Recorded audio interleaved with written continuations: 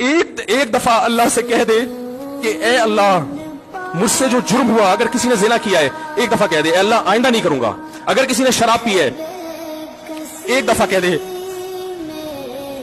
कि अल्लाह आइंदा नहीं पीऊंगा। अगर किसी ने अपने वालिदैन को सताया है एक दफा कह दे अल्लाह आइंदा नहीं सताऊंगा। अगर किसी ने विरासत खाई है एक दफा कह दे अल्लाह हक वापस करूंगा, आइंदा किसी का हक नहीं दबाऊंगा। अगर किसी ने इंटरनेट पर बेहुदा फुहुश फिल्में देखी है एक दफा कह दे अल्लाह तो देख चुका, आइंदा बोलो भाई नहीं देखूंगा। अल्लाह फरमाते हैं इसके कहने में ताखीर हो सकती है।